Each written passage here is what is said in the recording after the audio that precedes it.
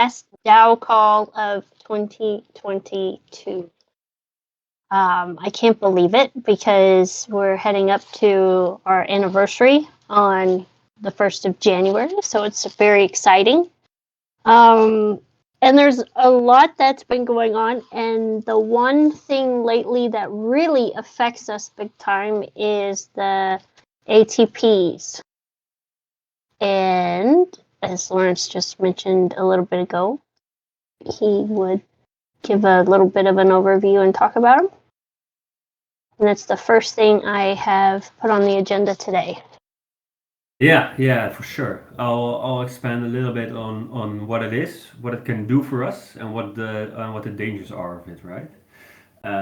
So this has been something that Jesse and me have been talking for like a really long time. Like even before we started this DAO, we already thought about like, wow, at some point like the DAO could actually basically do transactions in a decentralized way. So normally there's like one account or one public key that's allowed to do a certain transaction on certain certain smart contracts. You can have like a multi-sig wallet, of course, to make things more secure. And there's many ways how you can make transactions. You can use dApps, you can use blocks.io, you can program transactions yourself. In the end, a transaction is basically a set of instructions that you want to do, and you need to put your signature on a transaction. And then you can send that to the blockchain, and then the blockchain will verify, the smart contracts will verify whether all the changes that you want to make, if you actually have the right signatures for that. That's basically simply what a transaction is. But now we want to basically give the DAO power, the control to do certain transactions. But the DAO of course works differently. It's not one person. It's a whole stack of smart contracts, right? So the DAO basically is a stack of smart contracts and it's controlled by all the DAO members. So there's proposals, there's the voting system, there's all the members. That's all on chain in smart contracts. And of course, the DAO already has like a mechanism to basically transfer funds to people, to proposals. So people can already kind of make transaction, like a really specific type of transaction. The transaction is I make a proposal, people can vote on that proposal, and if the number of votes passes, then the smart contract, the DAO smart contract, will release those funds to the one that made the proposal. And that's basically the only transaction that the DAO can do currently. But Jesse has been working on arbitrary transaction proposals, which basically means that instead of this specific one proposal to request funds, a proposal can basically be a raw transaction that needs the signature of the DAO in the end. So it's you can have a proposal with like a raw transaction in it, and it should work the same. People can vote on it, the DAO can vote on it, and if the vote passes, then the DAO smart contract can actually put its signature on that transaction that's in the proposal, and then whatever power that signature of the DAO has, that's something that that the DAO could change, right? So we could give the DAO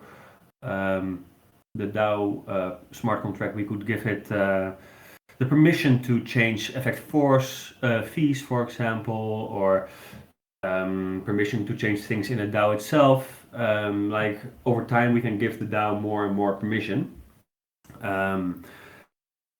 And it's not like one person has that permission. It basically means that only the DAO smart contract has that permission, and the DAO smart contract will only put its signature on it if the vote passes and the high guard doesn't stop the proposal, the arbitrary transaction proposal. So this opens up a lot of possibilities, right?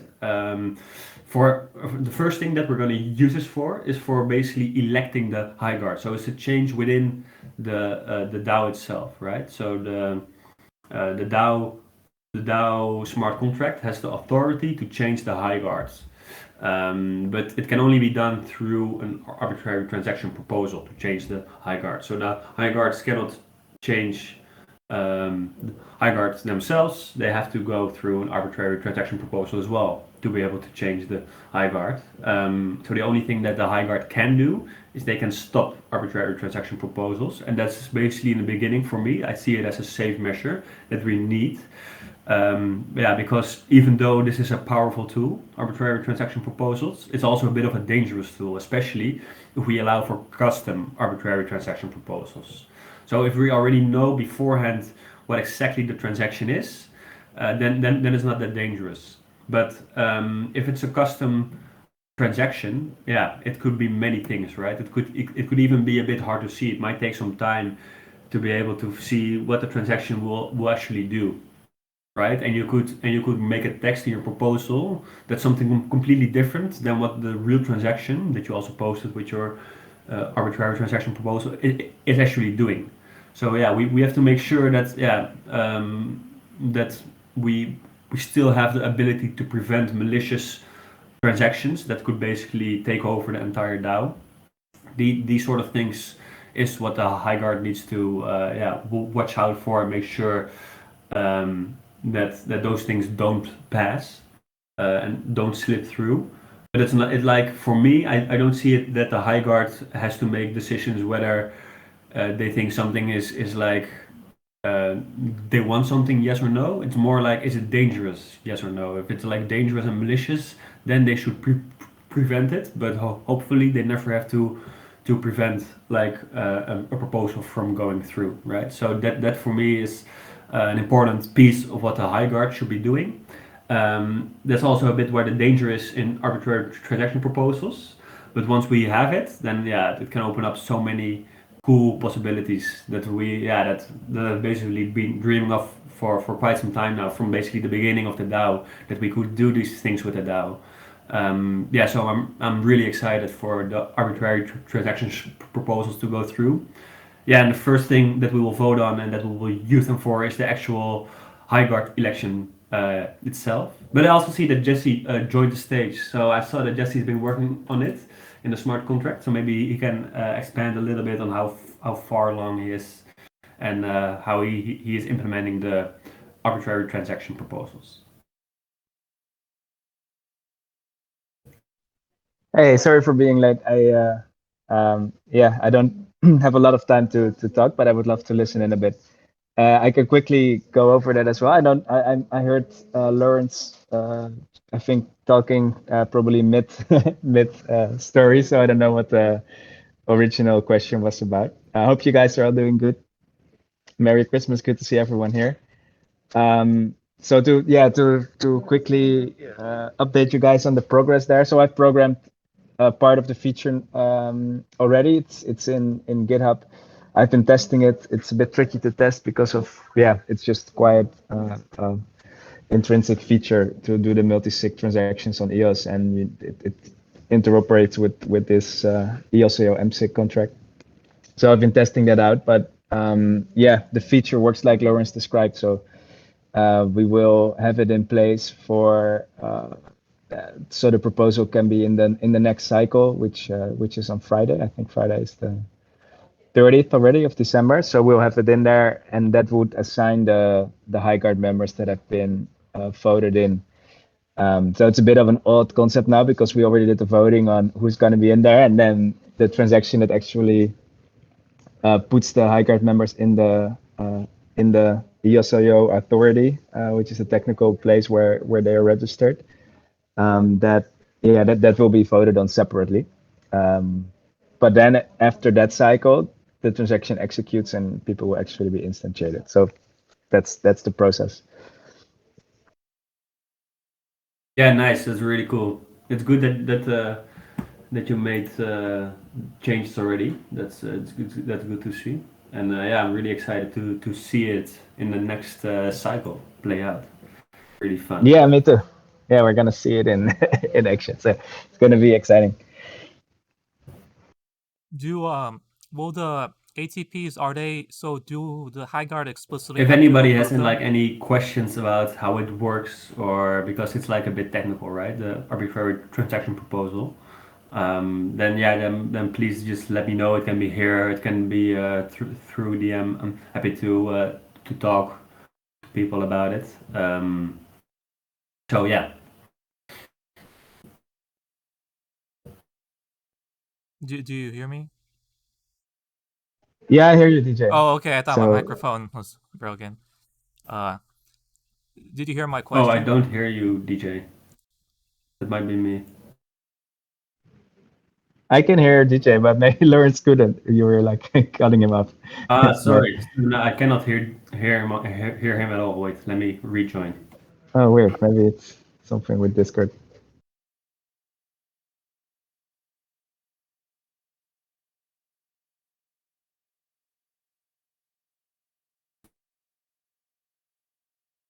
Can you hear me now? Oh yes, now I can hear you. Sorry, so I didn't hear you at all. So I'm sorry if I like spoke right through your talk. Sorry. No, it's fine. I thought my microphone was broken. What did I ask? I completely forgot. Do you remember, Jess? You were like mid sentence. I didn't. I forgot what the sentence was, and also I didn't. You didn't finish it, so I forgot. Well, I guess the question I had. Okay, I remember now. What I asked was, so the High Guard, they have to explicitly approve the ATPs, right? Yeah, so not explicitly approved, but they would have to like they have this period between voting and when the cycle ends to reject it still. So they would have to explicitly reject them Well, if they I were was voted in by the wondering if DAO. that could be like a vulnerability in case there's like some sort of spam attack. Only if the DAO actually votes in the proposal. So the if someone would spam it, then there would be still the DAO would have to like approve. They would need to get majority votes, yes, to end up in the High Guard bin, Yeah, basically. Lawrence For actually mentioned in a post exactly what I was thinking is because the quorum is much lower than majority, right? And so quorum is the minimum amount you need to actually even make it like to be accepted, and then you also need 51% yes votes, or 50 plus. I mean 50+% yes votes. Yeah. So the majority that Jesse's talking about is the majority of the people that voted. And there's a quorum to make sure that you need enough people to vote. But the quorum is not, I think, more than half of all the DAO members. I think the quorum is lower. Yeah, on the DAO side is 420,000, right? So in theory, you would only need 420,000 vote weight, and then you just programmatically send like say 1,000 ATPs. Then programmatically vote yes for them, and then what are the High Guard gonna do in that case? If you have the majority of vote weight, then yeah, that's possible. Yeah. So Well, you will need only the majority. Like it will basically be a proposal only they vote on. So they have the quorum and they basically have 100% yes because there's only one vote, and they could schedule it, right before the voting ends. Well, they couldn't schedule it right before the voting ends, right? Because it's per cycle, right? So it has to be part of the cycle still. Oh, right. But then, even if it's just, I feel like if we don't like have to approve it, I feel like it's just a spam could, for example, like what would the DAO do if say like 10,000 proposals were made, right, by this one like malicious actor with enough vote weight to have a quorum for themselves? Would we all have to like manually try to like vote no to stop it? Because I feel like we could get overwhelmed right now. Yeah, so yeah, we would have to vote no to stop it. And then I know like sometimes that's why you there's can a run cost out of. involved. Oh, go ahead. Sorry. Well, there's a cost involved to create a proposal, right? It's basically to stop spam. So this can also happen with the current proposals, right? Also to get funding, they could try to spam it, and I think the cost is pretty low right now. But I think we always had this in mind, like if there's really people that are trying to spam it, then we need to increase the costs of proposals to make sure that it's too expensive to spam, basically, right? But there's a couple of things. So we have to make sure that like the cost of the proposals is high enough so that people won't spam the proposals that show up in the DAO. But then Jesse was also saying in Discord somewhere that we will not show basically custom arbitrary transaction proposals, right? In the UI, in the interface. But that is a little bit dangerous because then the quorum comes into play, because then they could have like a hidden proposal with a transaction in it that we don't see. So, well, at least the DAO members don't see it in the UI, so they're not going to vote on it. And then indeed they would just need to have the quorum, and they could vote on it themselves, and then people wouldn't even see it in the UI, and then it could pass if they have the quorum. So, it's two things we need to look at: is the quorum high enough, and is the proposal costs to make a proposal high enough? Would you be able to set the quorum differently compared to the standard proposals, or does it look all the same under the hood? It's all the same. So yeah, it's a good point. I was thinking that it's a good point. So indeed, to protect from it, we need to have the proposal price needs to be high enough, and the quorum needs to be high enough. That's and like if someone would like spam it with a lot of transactions, right? Then the high guard could do a lot of transactions to sort of reject them. So but it's a good one. Yeah, the quorum, the price and the quorum is the two factors we need to consider. Yeah, we could actually have it like maybe start with having if that happens, I mean, the high guard could sort of override it, I guess. Still, it could definitely reject just all those proposals, but it might be a little bit expensive. And for the next cycle, it could deploy like a transaction to fix the quorum or change the proposal cost or something.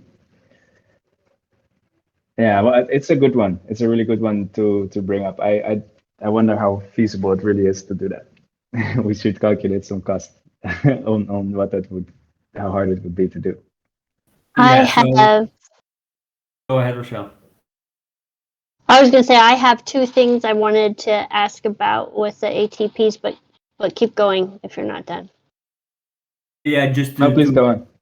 To finish this part off, then, like indeed, like Jesse saying, we could just try it out with like still the lower quorum and the lower proposal cost, because we still have the high guard and we still have the possibility, even if there's many proposals, to make a script to reject them all. That's all doable. But then we would have to fix it and increase the price and the quorum for the next cycle, if that happens. Well, let's say, yeah, the price definitely. I feel like we may want like a way to programmatically end all, like, I guess on your end, like maybe if only one high guard votes against or tries to stop an ATP, then it won't go through. Unless like basically the high guards themselves, like I guess basically the high guards have to sign the transaction to stop it from being done, right? And yes. And it's a majority of them, right? Yeah, exactly. But we could make you a script. Suppose there's this spam attack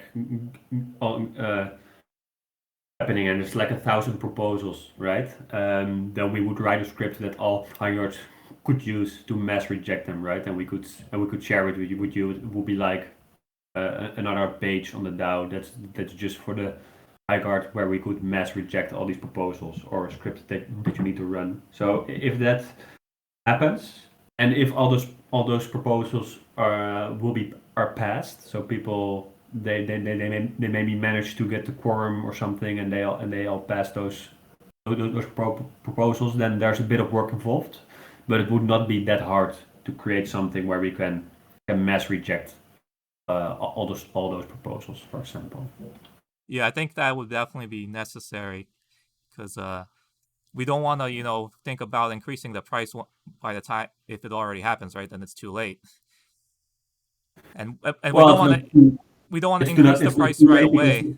Oh, sorry. Go ahead. I was just saying it's not too late, right? Because the high guard can still intervene if it happens. So yeah, it's a bit of work. We have to make that script and share it with the high guard, and then they would all have to use it to mass reject it. So it's not like a disaster if it would happen, but you don't want that to happen every time, right? Because it takes work. So if it happens once, then we say, okay, then the price was too low, right? Or the quorum is too low, and then we can still increase the price in the quorum. Yeah, it's a good one, and definitely like there is a cost if this is indeed it's an attack factor that we should consider, but the cost of that would definitely be quite high, and the cost of like it would be pricey, but then to counter it would also cost a bit of high guard resources, like they would need to do the transactions. That would also cost a bit of money, way less than it would cost to do the attack. Like it wouldn't cost EFX and it would cost no RAM, which it would cost quite a bit of RAM to create ATPs. It's not a cheap thing. And the high guard would only have to like sign light transactions to just reject them basically. So it would be significantly cheaper for high guard to counter it than for the attacker to do it. So like it's definitely going to be possible to deflect it and not. But it depends how much funds the attacker would have, I guess. So it's good to at least consider it. Like if it happens, we should make sure that it's at least doable for the high guard to deflect it, right? So we need to, guess we need to do a little calculation on price cost or something to be sure about it.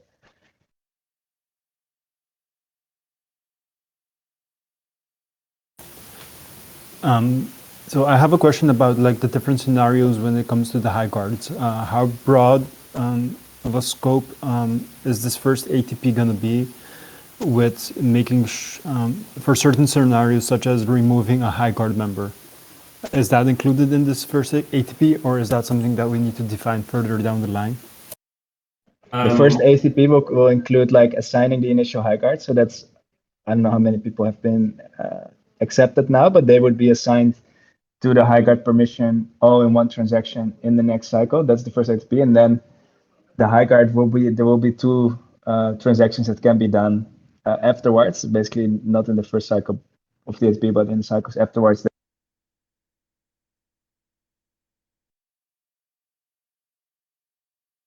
Oh, I lost Jesse, but maybe it's just me. My headset died. I also have to go almost, so I'll just try to quickly answer this, and then I really have to.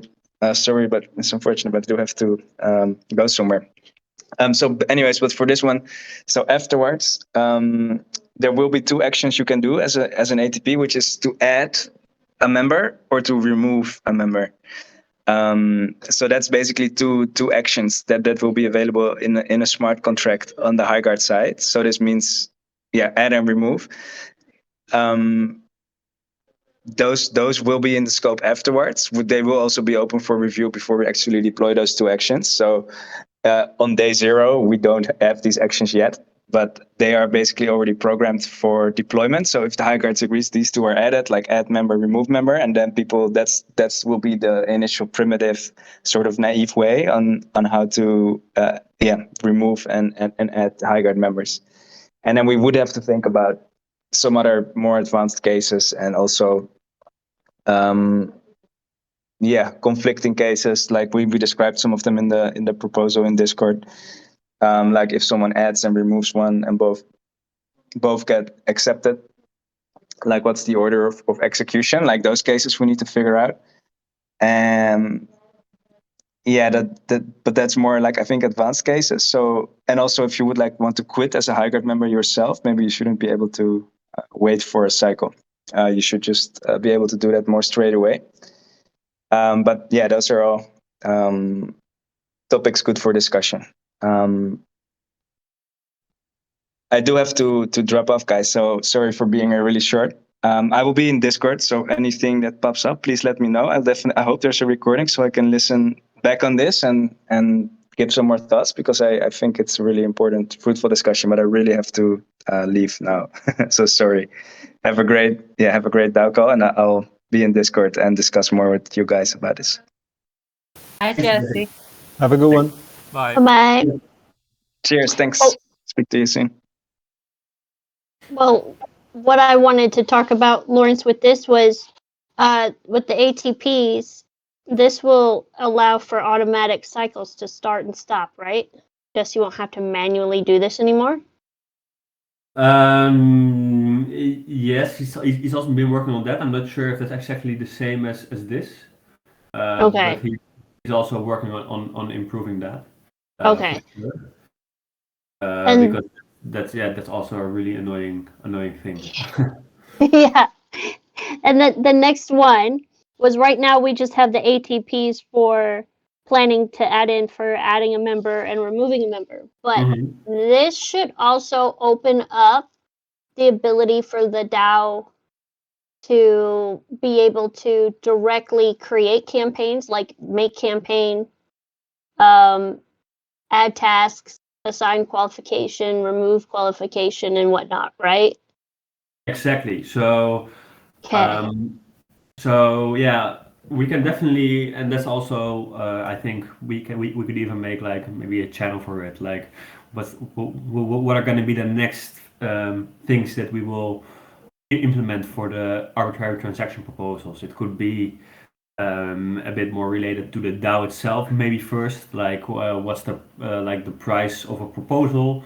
That could be something that could also be determined by the DAO, right? So you could make an arbitrary transaction proposal to change the cost of a proposal for the next cycle. So if your proposal will go through, then the price will be changed in the next cycle. There's the only problem is that like Jesse was saying, suppose there's two arbitrary transaction proposals, one that lowers the price and one that increases the price, and they both get voted in. Yeah, then what are you going to do, right? Is the price going to go up, or is the price going to go down for a proposal, for example? So we have to make sure. Block order that decides? Yeah, but the block would be the same, right? How do we determine which transaction would go first, right? Suppose they have the same number of votes, then maybe the high guard has to decide, right? Like which transaction do we put first in the block?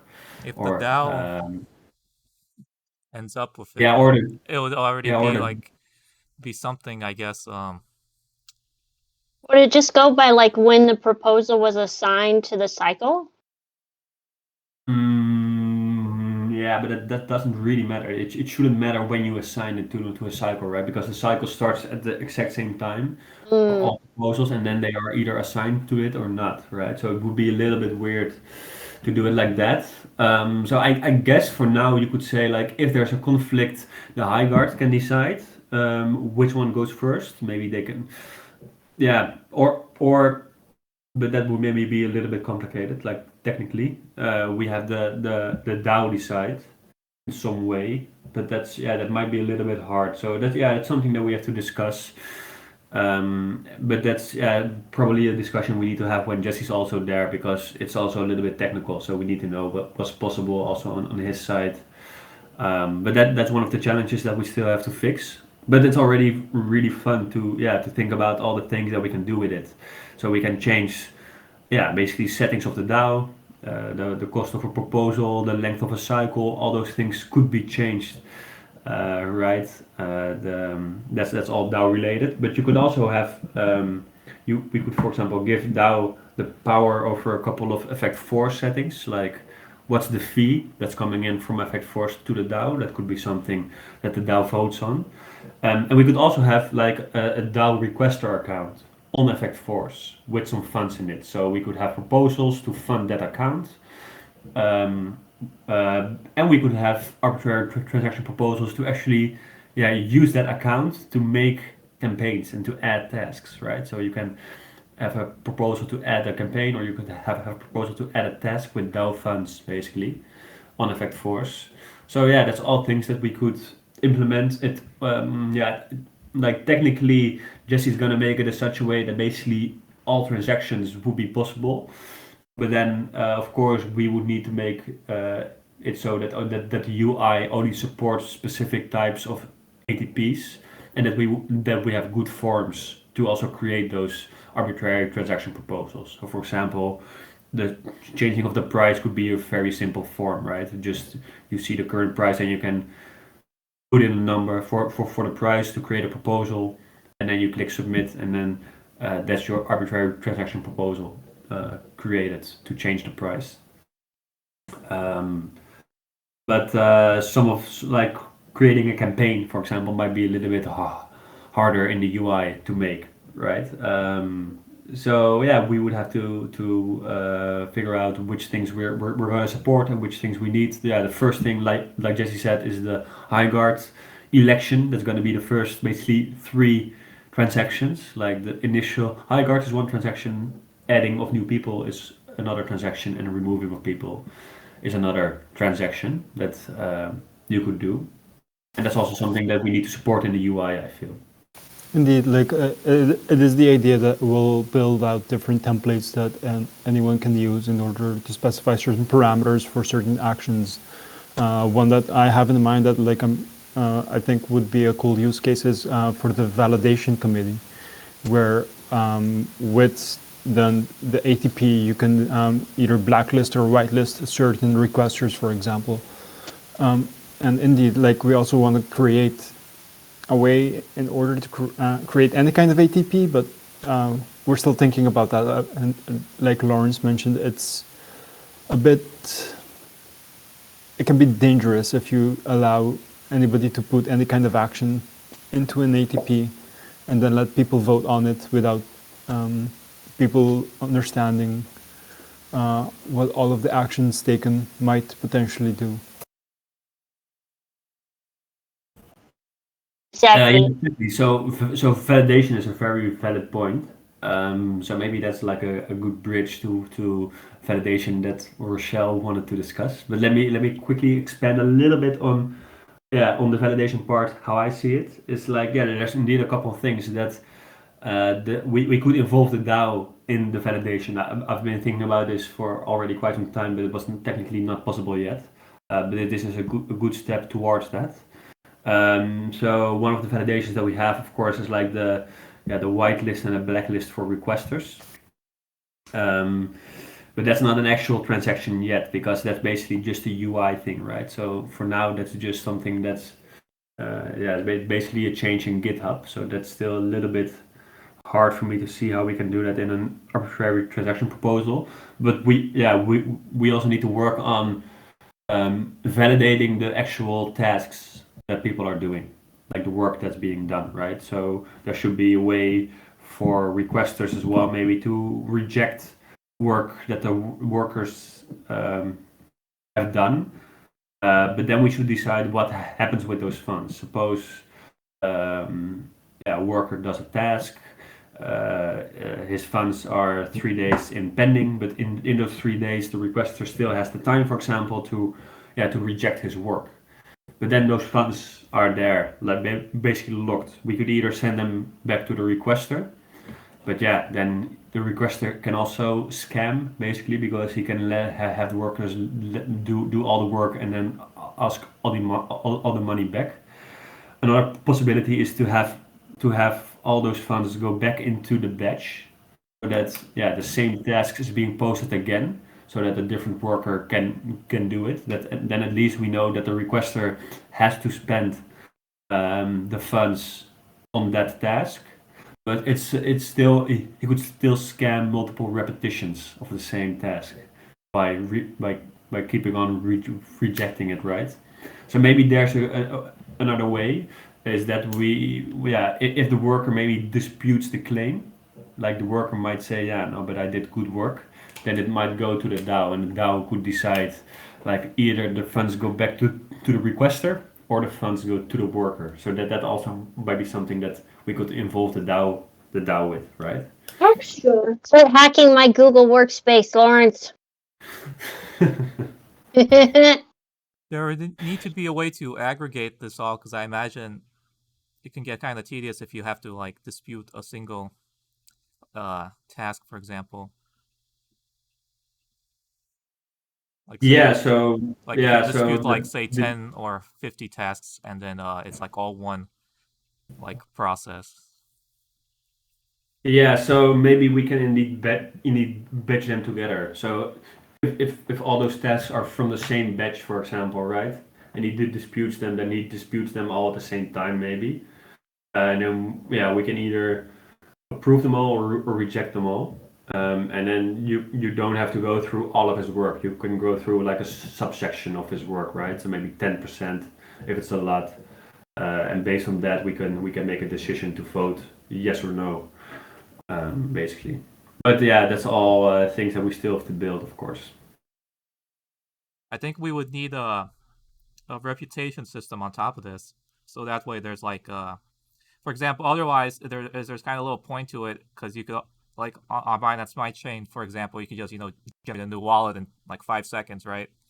So like an address based Yeah, exactly. ban doesn't really help. So the reputation, yeah, you can of course, what you could already do is go back in history and see what the requester has been doing, how many tasks he has approved. So maybe like the approval rate of requesters, right? Could be already a good reputation. How many tasks did he post, and how many of those tasks did he actually approve or reject? And if you then see that, yeah, either it's like a new requester, you should be careful because you don't know him yet, right?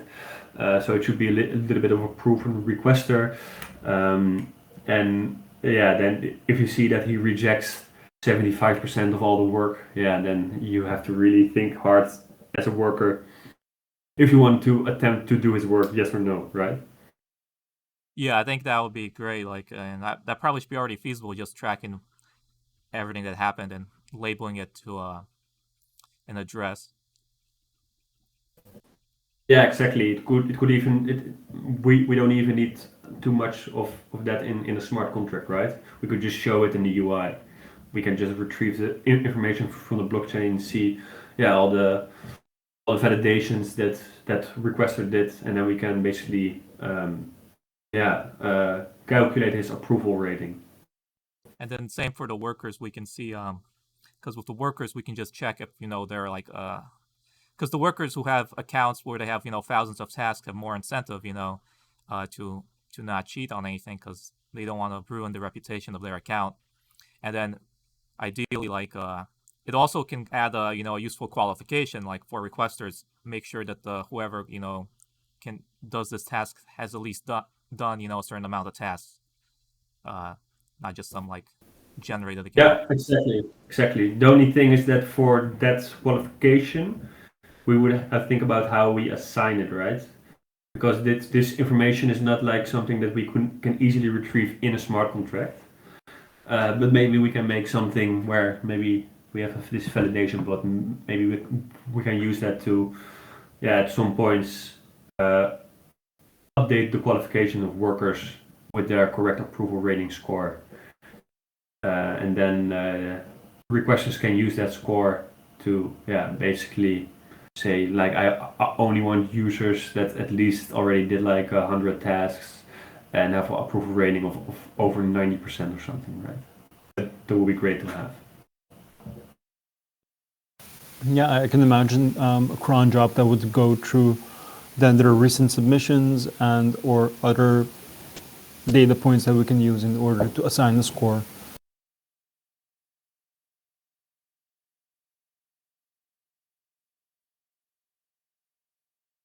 Account age.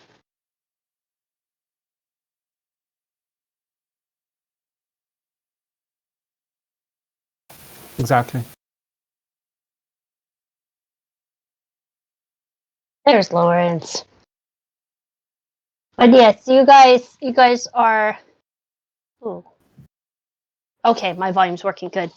Sorry. You guys are touching on a lot of points, and I swear Lawrence has been hacking into my computer because, since about June, when we were getting quite a bit of pace with our decentralized force, I realized working on stuff with the devs with, what we need on like the UI and things like that, and with posting tasks. What are the things that we had for validation on the old centralized platform that had a backend? What is possible for the decentralized platform with only the blockchain as a backend? And I touched about this a little bit in the thread I had about my high guard election proposal, but I've been working out on a big validation system to employ on Effect Force and have it in a very decentralized way so that I don't have to manually do it all myself. And also that involves the DAO in a major way as far as validation. You're right. There's right now, when a requester posts tasks, they just all get paid. There's no way for a requester to intercept that 3-day period to pay a worker if they scam. The only thing a requester could do right now would be to create a custom qualification and on their campaigns add it as an exclusionary qualification, and then assign those bad actors that completed work before for them that qualification so they can't attempt and do their tasks again for them. But that doesn't really solve the problem when you load tasks and then they just all get scammed. You're going to have to load the tasks again, but you're already out that money. Now, on other work platforms, requesters have up to 30 days to approve and pay out your work. Otherwise, it gets automatically paid out. 30 days is way too long. And other platforms, you can set it at different increments. 5 minutes, an hour, automatic payout within an hour, 5 minutes, a week to 3 to 5 days to 2 weeks, whatever. Any custom amount you want up to 30 days. Right now we have the 3 days. We're going to be building out a way for a requester to be able to flag tasks that were completed on their batch. So say they get one worker that just scammed every task in their batch. They can go through on their own, validate, on their own, and then flag every single task that worker did. It's really easy to do that right now, looking through, like submitted tasks on a batch page. And what my idea for that is anything that is flagged during after that 3-day period, anything that is flagged, instead of going to the worker automatically or going back to the requester automatically, it gets set aside in a separate EOS account to be held in escrow. And then there's a way for the requester, we'll have to add it into the UI, a way for the requester to request a review by the DAO validation team. And it'll be like a form they fill out, and they describe what happened, the worker ID, submit to us the CSV of their results. And then the validation team with the DAO that I'm going to help create, we will do we're going to be the intermediary between the worker and the requester. And there'll be some things that I have designed out that we look at, and then there'll be a way for us to either assign this stuff back to the worker or assign it back to the requester. This is an important part, I think, for our platform that other platforms don't have. As a worker on other platforms, you really have no say. With bad acting requesters and whatnot. A lot of times as a worker, you get scammed out of work. The requester steals stuff. And then a lot of times you can scam like crazy on a requester's batches, and then they end up leaving the platform, and then that just hurts other workers because then there's no more work for anyone. So this is something I think that we can handle in a decentralized way. I think the DAO should be in charge of it. So that's one thing as far as task quality. Another thing is that right now it's up to the requester to validate their own work. One of my plans that's going to be a future proposal is for the DAO to have its own DApp on EffectForce, where requesters can take their data and their results and they can upload it to our DApp and pay for us to validate their work for them. The DAO makes some money on it, and the tasks that the DAO puts up for the DAO validators to complete, that these are DAO members, and only these DAO members have this qualification on EffectForce, and they can do these tasks when they want, and it's another way for them to earn EFX. And it would be a perk as being a DAO member. So with the DAO open for anyone to join, once we get going with a bunch of requesters and tasks on the platform, we're going to be attracting a lot of workers. And one thing that should set our platform apart from other platforms is giving workers the ability to have a say in the direction of how the platform goes, which is what we're going to do, especially with like these ATPs and everything that we're doing as a DAO, but also be able to take an active part in validating requesters, judging them, validating other workers' work and whatnot. It gives workers a little bit more agency than what they receive on other platforms. So this is part of a DApp I'm creating and building out that I'll be working with the platform committee on, of course, my teammates at Effect to help build out, because I think it's something that's needed, and I think the DAO could use an extra revenue stream and have a service, and I think it's a needed service for EffectForce. Which leads me to part of what sorry, it's so hard for me to talk for long periods of time without coughing. Part of what I'm accomplishing with these AI image labeling tasks on our platform is I'm doing a pilot program for DAO members to be validators.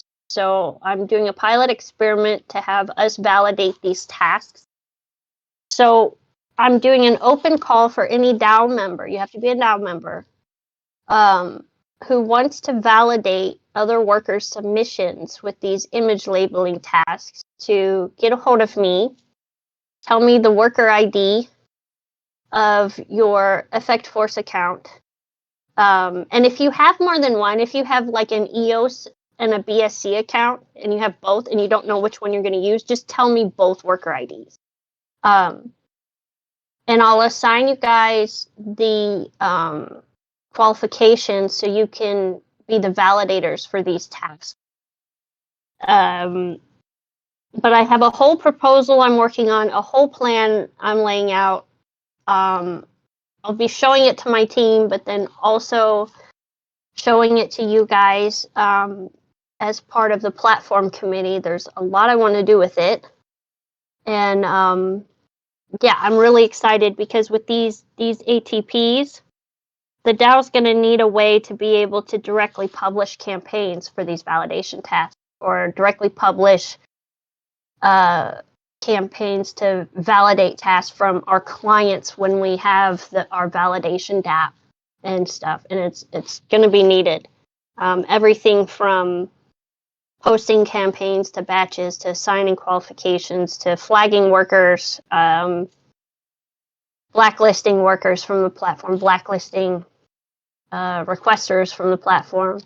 So it's a lot of things, and I think we need these items, and yeah, it's going to just set our platform apart from the others. And this is the best way to do it. Nice, I love it. Yeah, it's great to see that you put real thought into this and been working on this, and yeah, I can't wait to discuss this more and see the implementation of this. I'm already thinking about like a couple of technical things that we have to do to make this work, of course. But there's work with creating the validators and selecting them and doing all that stuff. But there's also like a bit of technical work, of course, that needs to be done. Some changes to the smart contract to actually be able to even hold these funds and be able to reject it and then either send it to the requester or the worker. That part still needs to be built. But it's great that you already thought about like basically the next step. Once we have that part, then how are we gonna validate and who is gonna validate and how does that process look like? So nice, really cool.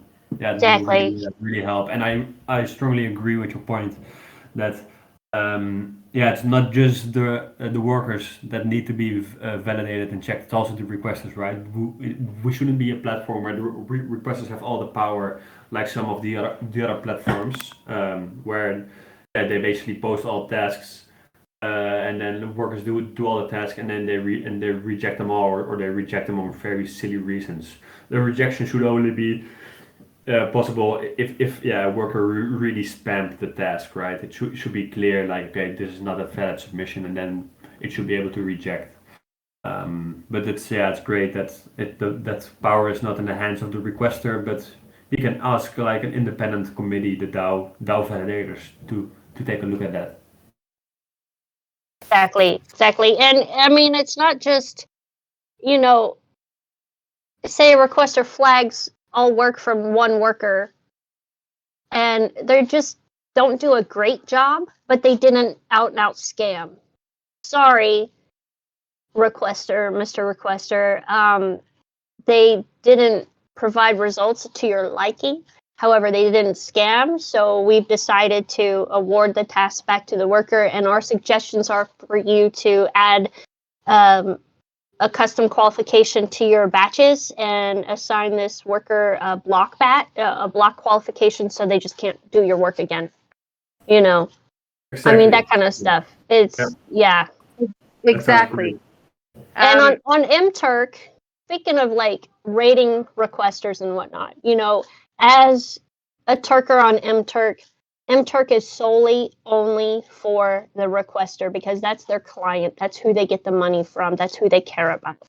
So us workers, we had to band together and make our own tools to try to protect ourselves and other workers against unsavory requesters. And there was something started called Turkopticon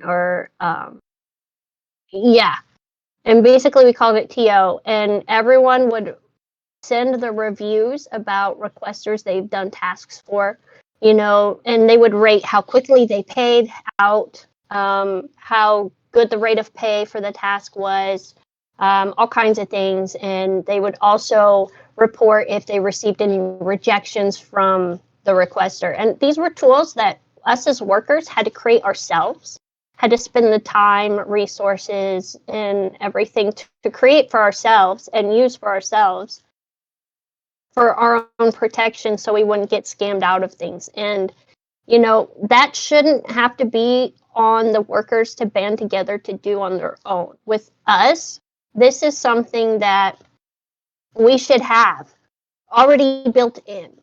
So that's part of what you guys were talking about. We got to have like a rating system and whatnot. That I have in my plan, something similar to what you guys were talking about, something similar to what me and other workers on like MTurk and Nevo and OnSpace. God, I could spend 15 minutes listing all the other platforms.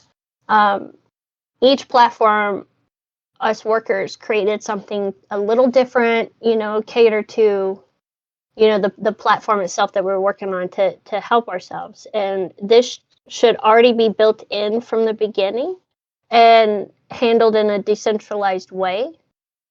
And so that's my plans for us as well.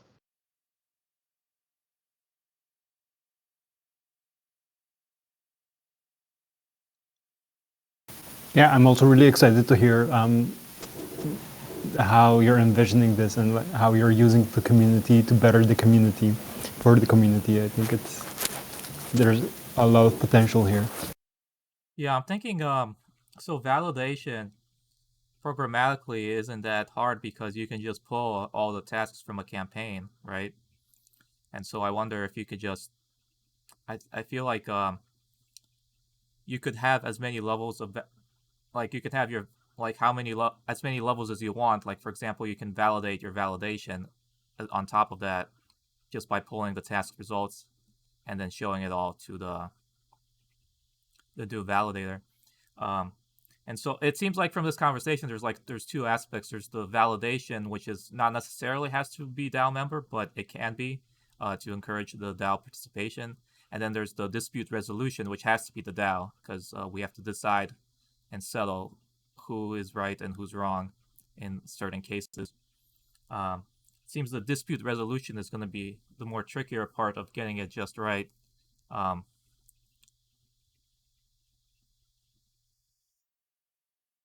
Yeah, that part's gonna be, God, a whole nother thing in itself. But as far as like validating tasks, of course, the DAO validators will validate like the tasks that come out of the DAO validator DApp that we launch. Validation tasks will also come from anything Effect Force uses. Effect Network uses all the Effect Network's dApps, like the Image Labeler dApp, the Effect Socials dApp. So all of that. Now, as far as like, say you DJ with your task that you put up, a requester like you would use the dApp that the DAO has for validation to give us all the info, because say for like requesters who have like an iframe embedded within their task and the task is done like offsite, we can't just pull from the blockchain what was in those requesters batches and validate it because it was done offsite on like their system. If they upload it, exactly. That's that actually introduces a question. How are we going to handle disputes if we don't know what's going on data-wise? They have to upload it to us. But then they don't? But doesn't that put us at a disadvantage? Because they could easily do whatever. They could pretend that they got bad data to get it for free. They could. So No, that's another part. Right? Because the worker posts a hash of his work. Oh, we have a hash? Yeah. Well, they still, like, from the past implementation, they go to an iframe, which is an external source, right? And they do whatever there, right? We can't really hash that. We can hash the payment that it occurred, but we can't necessarily hash that whatever they did on their external site was done correctly. True. Well, it is kind of assuming that when you do a task, you'll submit some data that then will be returned to the requester. And there is a bit of a paper trail with that we can then trace back to. Well, yeah, if we do it on the blockchain, but for example, if people want to keep their results, private, they can have an iframe basically embedded in the campaign context, the task context, and then on this external site they do a task, and then once it's done, they get a completion code, and they send this completion code to them. But I feel like the only way we can really truly deal with disputes is if everything is already on public record on the blockchain, because then we know for sure this was the requester's task and this was what the worker submitted. That's clear cut. But I mean, if people have to upload something, then it's a lot trickier to know if they're lying or not. Then I think we take into account the age of the worker account, their score with quality on other things that we validated, things like that, and then we kind of just make a case for the worker and a case for the requester, and then us as validators on the validator team, we just kind of take a consensus on what we feel as a group. Yeah, but in the end, if because it is indeed possible to like circumvent using posting the results to the blockchain, right? Because the requester determines what the workers in the end are posting to the blockchain. And for example, if the request, and you can still have private data as long as those, as you post a hash or something of those questions or the responses to those questions on the blockchain. But if you don't do that, for example, with an external survey, and it's hard to immediately retrieve the results of those surveys, so you just have the completion code and you just basically submit a blank result. Yeah, that's a little bit hard to check in a decentralized way, right? You cannot check centralized results in a decentralized way. So yeah, I would either say we could try to say like how trustworthy is the requester and how trustworthy is the worker. But if there's doubt and we don't know, then I would say yeah, we rule in favor of the worker because it was up to the requesters. The Yes. requester decided to have it centralized and not on the blockchain. So Yes, yeah. and then it would default back to the worker, and we just tell the requester, look, to avoid this in the future, assign them a qualification and block that qualification from your campaigns. You know, and we do a report, but I think in the end, it should always go on the side of the requester. I mean, the worker. Cases like that. But it would have to have a DAO member consensus too, and in the open, and say it is a crazy high level case like that, you know, that's a crazy outlier. You know, we can put it to the DAO vote.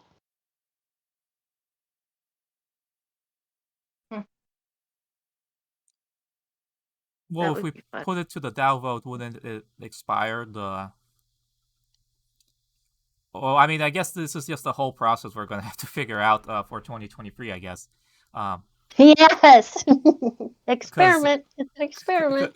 Because yeah, I think after the DAO 2.0 updates, I think validation will definitely be a good way to go. Like just improving like metrics people can use, qualifications, being able to I guess use the user interface to ban workers from doing your campaign, or otherwise request that the workers have like certain amount of like tasks done, or like stuff we can already measure, things like that.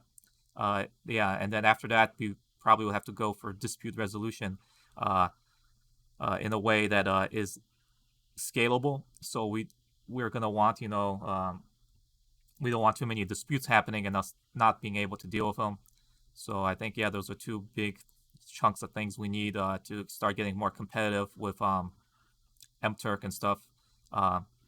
Though I think I wrote another thread that like I think we should try to make an appeal for the AI type market, because the data sets they use is usually in research, and so the research data is all publicly available. So there's not really an issue if it's available on the blockchain because it's all like publicly available anyway, right? So there's less friction from having to like develop your own like server to do like basically it seems like it's too much effort to create your own special thing and then only use Effect or EFX as like your payment processor when you can just use MTurk, right? It's like you have a lot of extra steps. So I feel like we are better served going to people who want like decentralized AI. They want to fund the creation of models on the blockchain and make it all publicly available. And validation for that will be much easier because we can just look at the results ourselves and make a quick check like that.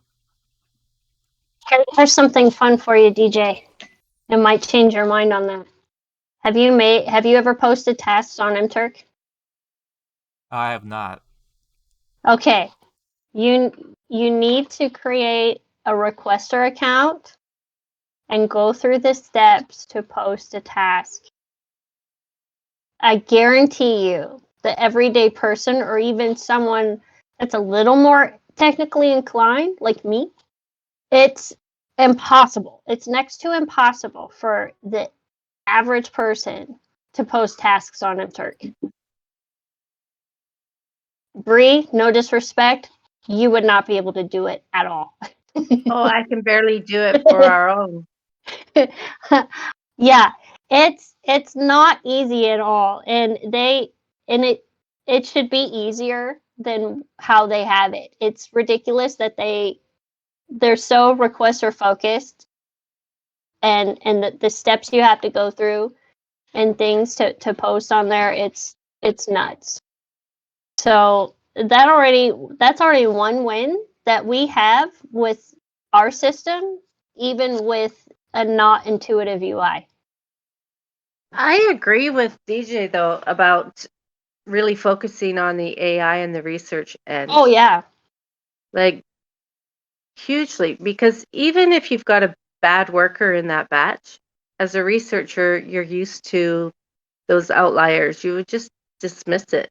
It wouldn't be like you're still paying for that task, right? Because that whole body of data tells you something. So you wouldn't reject it. You would take it in and place it where it belongs. So there's less likely for rejection when you're looking at research bodies. And with validation, we could, like, I think I'll just have to like demonstrate what I'm thinking, because I don't think it'll be too hard to program, because with the Effect SDK, you can just pull all the results from any campaign. And so you can literally just type in like the number of that campaign and ask, give me the results for this, and then also like just pipe it back into another campaign, and just add like a little extra question like on that shows the results and says, was this done properly or something like that. I feel like I could just make a DApp like that real quickly, and then you could just do that for any campaign for validation, because that's like going to be the other aspect. Because for example, like you mentioned this with the hands, right, Rochelle? Like image generation can like really nail it, or sometimes it just gets it wrong, and they want to be able to figure out, like, all this stuff is emerging technology, so they're gonna want validation of their results, like just masses of individual labeled results where the image is either considered correct or incorrect. That will be very useful to them. So validation won't necessarily even need to be tasks done, because they would want to validate the data they already have. Yeah, absolutely. That's kind of like what we did on that first round of the image labeling tasks. Like, is there an anomaly in this or not? Because the AI had people in there, or crazy mismatches of people, then that shouldn't have been. It should have just been only landscape. So, I mean, that's an example right there. Indeed, we've also been looking around at the Hugging Face datasets, and there's so much there actually that we can use and somehow apply the force in order to enrich those data sets. So yeah, more and more we're really gearing ourselves up in order to start creating campaigns that are using those APIs and those data sets, and to try to create a proof of concept in order to really connect with that community more. Yeah, speaking of the DAO-funded ATPs for campaigns, the idea I had is one way we could do outreach is we could publish a data set, and I wonder if we can find one data set that just needs an extra layer of validation, and it has like the licensing is all proper, where we can just add like another column and say like, is this like correct or something like that, or is it incorrect? And or otherwise, yeah, like if we can make a campaign that creates a data set and then upload it to a Hugging Face, that'll be, I think, one way to outreach. Yeah, that's a good idea, and that's also a good way to kind of get our name out there into that community.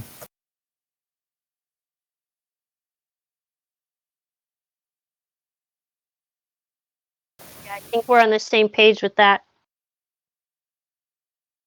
But Lawrence, okay, say we have the ATPs done out for like validation and posting campaigns and tasks. Those wouldn't go on the regular 2-week proposal cycle, right? Yeah, I think so. But for validation, that might not be good, right? So Yeah. it's also something that we still need to discuss. Right now, we just have this 2-week cycle, right? But maybe we should have another like cycle, like maybe more, yeah, a shorter cycle, maybe that's just for these kind of things. Because you Yeah, don't 'cause want to wait 2 weeks, right? it'd be nice to have a separate like voting page with shorter like Yeah. cycles for things like this for Effect Force. It'd be like DAO Force or something. Yes, it's also because, for example, that validation period is only 3 days, right? Yeah. And, so yeah, it's definitely something that we need to think about and need to discuss and technically see how we're gonna solve that.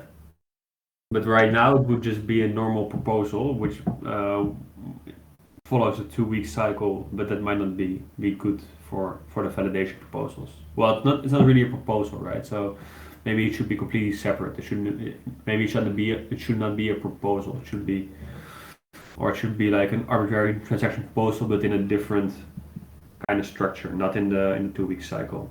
You mean like Yeah. the dispute resolution stuff? Yeah. Yeah, I feel like Yeah. that could overwhelm the DAO. Yeah, I don't know like how many disputes there are, but if there's a lot, like you can kind of get. And then, as you said, it's the 2 weeks. Yeah, I feel like we want something just separately designed for dispute resolution. Yeah, I agree. Yeah. Yeah.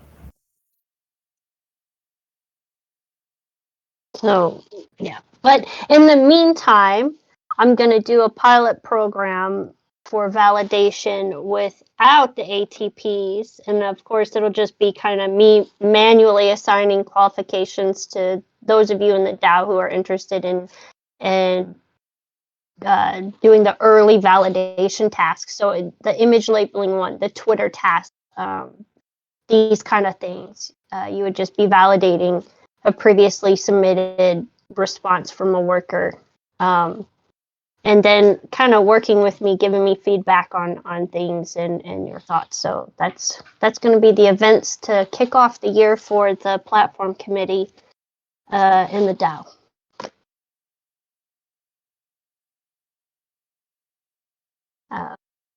But yeah, lots of discussions on that. The last thing I put on the agenda, which I think is fitting to end the call with, is I'm drafting our 2-year anniversary EffectDAO blog post. And of course, we're going to recap on all the things that we have accomplished as a DAO, not just the team for the DAO, but as a DAO ourselves throughout this whole year. I'm going to write up a really nice piece, and so I'd like your input on things to add in for this blog post. We only got a few days for me to finish it because it will be published on the 1st, on our DAO anniversary date. So, of course, the big thing at the end is DJ's task notification system. That's the big one. That's huge. And Yeah, all the DAO 2.0 stuff, the high guard stuff, all that, of course. But I need your guys' help. Group. What do you say, Rochelle? But I'll need your guys' help, to remember to list everything. Like, we made the DAO Telegram channel. Other tools, I think. Gitbook stuff. Yep. The DAO, the developer dashboard. Tweaking to the dashboard. Yes. So all that kind of stuff. For me, a big thing is, well, I mean, technically the ATP, but I'm happy to see that the DAO is organizing itself into committee where we can focus more intently on getting jobs done. which might take some time to develop and get the right people in place. But because it's not just the High Guard members for the committees, like we need other people. The High Guard is just one person of, the marketing. Or anyway, I'm happy to see that. Yes. We also have the DApps. The launchathon. Yeah, Yes, and the homemade ones.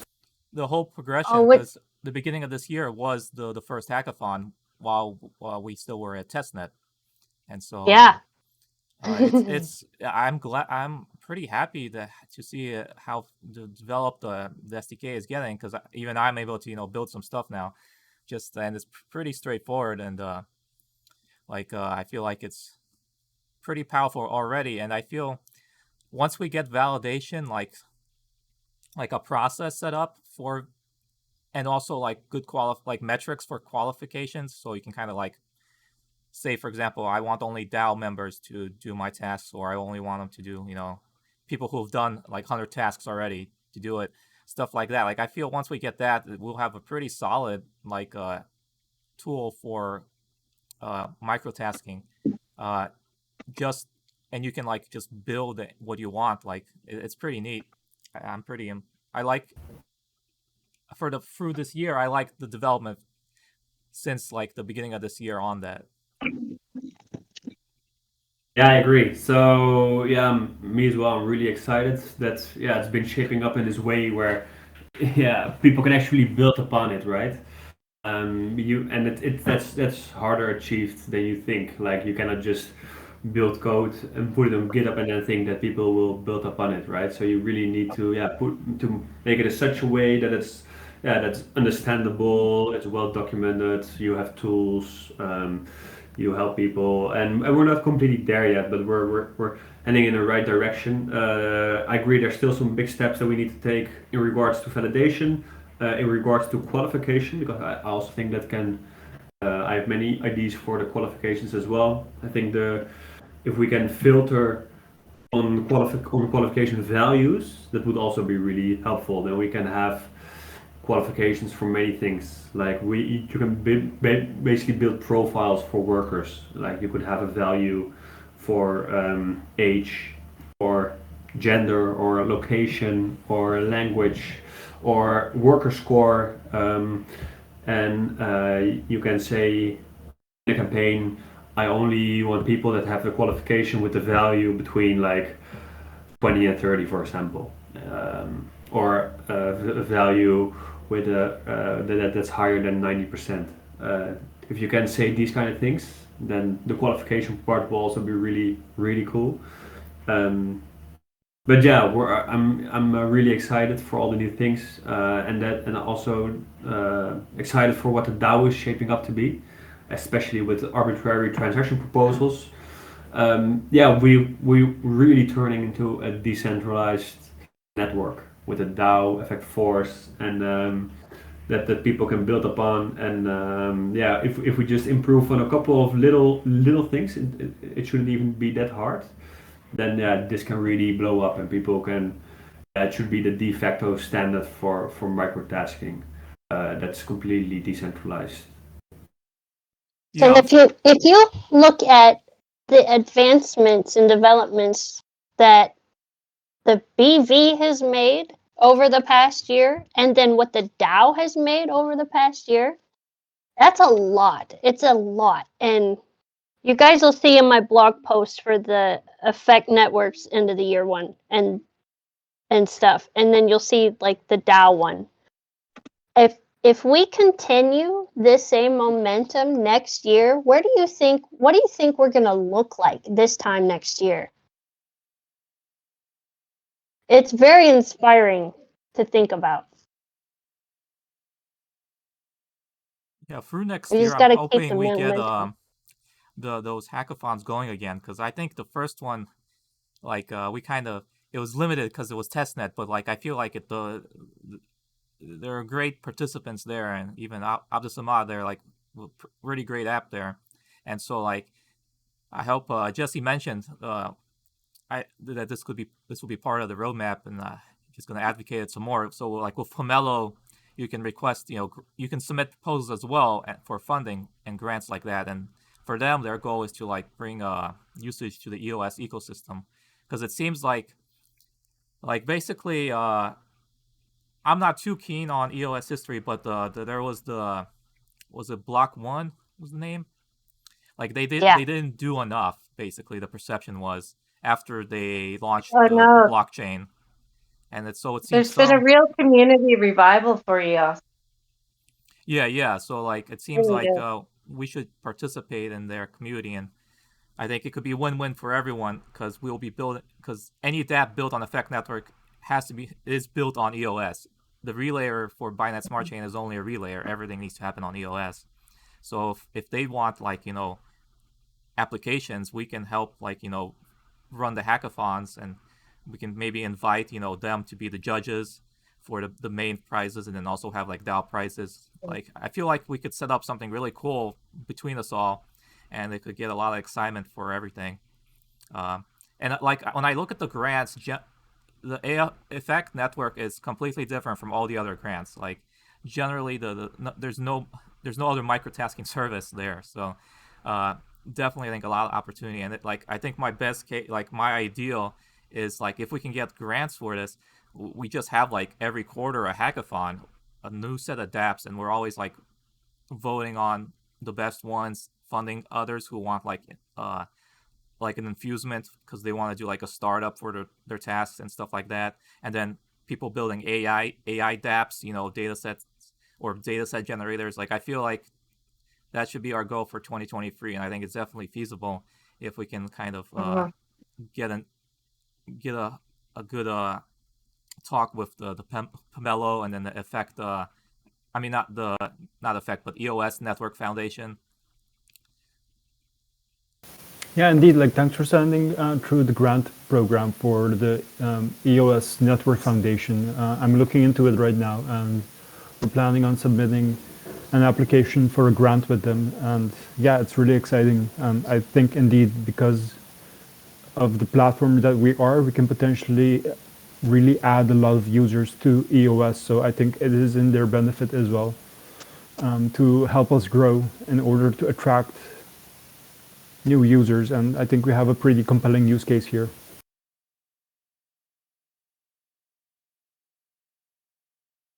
Definitely. So I'm going to put a post in the DAO forum about the 2-year anniversary blog post. So if you guys would all help me out and add your ideas in there, I just want to make sure I don't miss anything because we've done so much. That would be awesome. Will do.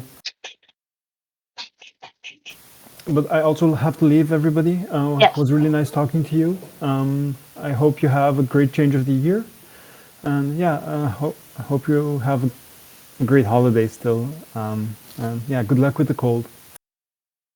Yeah, same here. I also have to go. But thanks for this call. And yeah, it's gonna be an amazing year. I think if we take a couple of additional steps, then yeah, this can really be big.